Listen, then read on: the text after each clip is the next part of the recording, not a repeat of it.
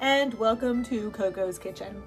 Today we are going to be making one of Julia Child, one of her classic dishes, beef bourguignon, and it is absolutely delicious, a showstopper, and here's the secret.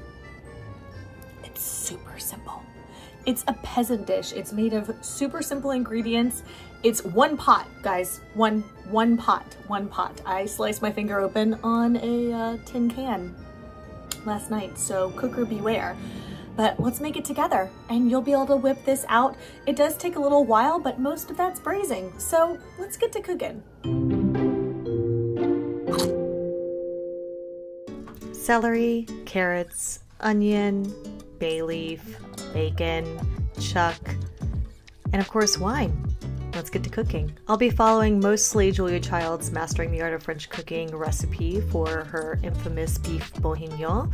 I stick pretty closely to her ingredients, but of course I deviate a little bit based on what I had available to me. So let's get to cooking. Like I said, this is a one-pot meal, and my beautiful Dutch oven that I'm kind of obsessed with, I love you. That's what we're gonna be making this in today. So everything's gonna go into the Dutch oven. So let's get started.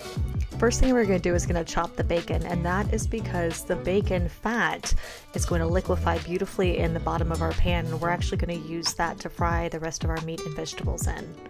So in goes the bacon. You don't need to put any oil. Julia does say that you can put some olive oil, but I think the bacon fat is just fine. Then we'll go on to chop the carrots. Now you can make these as big or as small as you like. That is just absolutely personal preference as to the size that you want. They'll cook evenly no matter what. Next, we're going to chop our celery. Julia's recipe actually does not include celery, but a traditional mirepoix does include the trinity of carrots, celery, and onions, and I happen to have some, so why not? Next, we're going to finely slice the onion. You can really go as big or as small if you prefer dicing and have to hide vegetables from your people, like I did for my first 10 years of marriage to my husband, then the smaller the better. Next, we're going to go ahead and drain our bacon. You're going to want to put it in some paper towel, just a little bit of excess grease, and then we'll make sure that we start chopping our chuck. Julia says about 1.5 inches to 2 inches. You can see I use my finger to measure. And then we're going to pat our beef dry. As Julia has taught us, if you don't pat each piece of beef dry, it will not brown evenly and you won't get that beautiful sear that we're looking for. A little bit of salt, even though Julia doesn't say to do so, I always think you have to salt your beef, and right into the Dutch oven there and that beautiful bacon grease that we have left over. Don't crowd the beef because, again, according to our Bible of Julia, it will steam the meat instead of allowing it to sear. So you're looking for that beautiful golden brown sear. After that, take it out. You can actually put it with the bacon bits you have in reserve for later and add in your mirepoix of vegetables. A little bit of salt and pepper, and then you just want to make sure everything is evenly coated and the rest of that beautiful jus at the bottom there. It should take about 10 minutes to reduce and get golden brown, and then you can add your meats back in. So the bacon and the beef both go back in, and you can give those a toss just to make sure everything is evenly distributed throughout the pot. Now, very important, we're going to add 2 tablespoons of regular all-purpose flour here. What this is doing is really creating a roux so that you're going to have a beautiful thick broth. So sprinkle that over the top, and you can see here after she adds that light dusting, she puts it in the oven for about 4 minutes twice, just giving it a nice toss in between, and that's going to brown that flour and ensure we have a great base for our roux. Then we're going to add in our wine, evenly distribute that. She uses a dry wine like a Cabernet or a Chianti is what she recommends to do.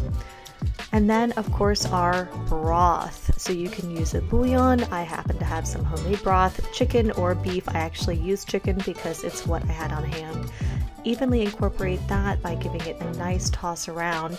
Final few ingredients here. She adds a little bit of tomato paste, and you're going to want to put that in and then just make sure it gets nicely incorporated. And then a few sprigs of thyme from the garden. You can obviously use dried thyme, but I happen to grow it in my garden, so I toss a few of those in, and you're going to want to make sure it's nice and incorporated. You mix in that tomato paste, and then finally a beautiful bay leaf. Turn your oven down to 325 degrees. You're going to put the lid on, put the whole beautiful pot in, and that is going to cook for 2.5 to 3 hours. Add some boiled potatoes or crispy baguette if you want a little bit of starch, and it's going to be an absolutely succulent meal. That broth is going to be thick and juicy.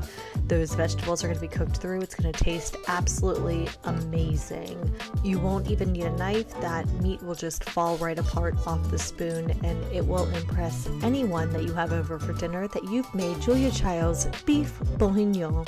Bon appetit!